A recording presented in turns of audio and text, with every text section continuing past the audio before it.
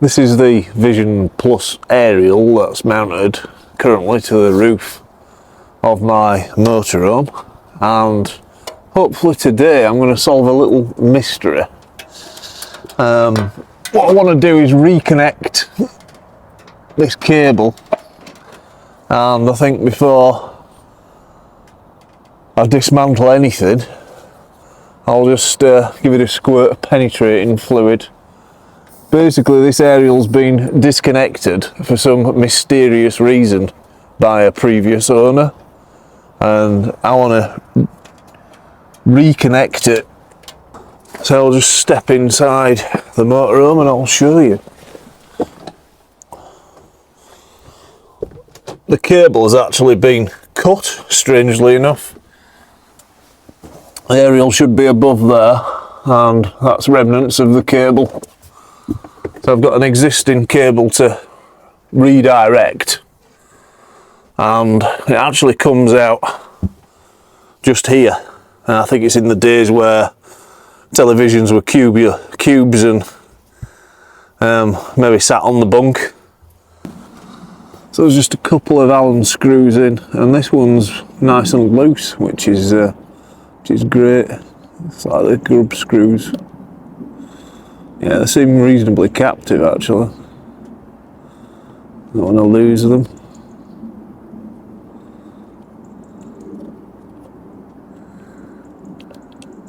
Now they do come out. I'll put them in a safe place. And what I want to do is re-terminate this aerial just to see if it can work. I'll just give this a wiggle and see. The cable's there. A bit tight for some reason. I don't exactly know why. Yeah, so it seems stuck. Well, a good pull has got it out with a cable. I've noticed there's a screw in there, so I'll undo that. Well, I've now removed the screw and there doesn't seem to be any way of disassembling it. I think we'll see if the tip wants to unscrew or something before we start levering it apart at the sides. The tip just simply unscrews, I've found out, so I think we're going to have to open this up to re-terminate it and put the longer cable in. We'll have to see if we can open it up at the side. Well, I can't seem to find any easy way into this, so I may have to do something drastic. I've tried levering around the edge with a scraper and a screwdriver, and I just keep chewing it up. So we'll have a look and see what we can achieve. Well, after taking a hacksaw to the circumference of this, I can see why it was so difficult to remove. It appears there's a double lip there, and if that's filled with glue, we've got no chance of levering it out. And the good news is we've now got access. A good epoxy resin, I think, would glue this back together without issues, and hopefully I can replace the cable and test it. Now there does seem to be a bit of water ingress here. You can see them the joints for the separate aerials. They could do with being reflowed, in my opinion, because you get corrosion burrowing down the leg through the joint, and that's the problem. I could test that, and it doesn't look too difficult to re-terminate the aerial. Strangely enough, the whole thing just fell to the floor and I was left holding the cable, so great stuff. That would explain why the cable was cut. I suppose the next question is, can I repair this and will we get a satisfactory picture? So we're going to have a look inside, and you can see we've got like 4 aerials basically. And this is where the coax goes, so I'll just remove this screw.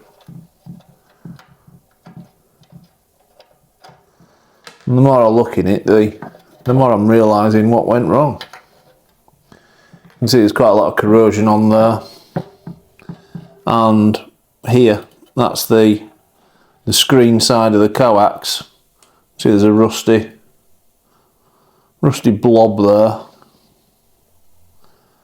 It's just about focusing. You can see it better now. So what I'm going to do is desolder that there, and the centre core of the coax just goes to the left of it. I'm actually going to use my solder sucker just to remove as much as possible.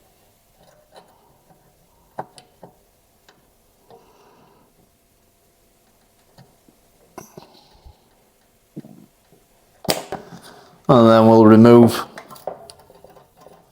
the cable. Just get a wiggle, apply the heat.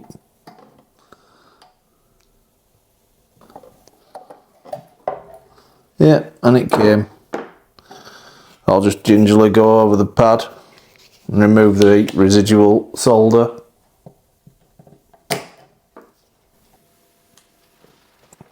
So I'll assume these holes for the aerial cable are plated through. So what I've done is I've undone the remainder of the screws from these pillars, and I'm just got a 10mm spanner, and I'm just working on this nut here, and progress is slow. It's like literally a flat at a time.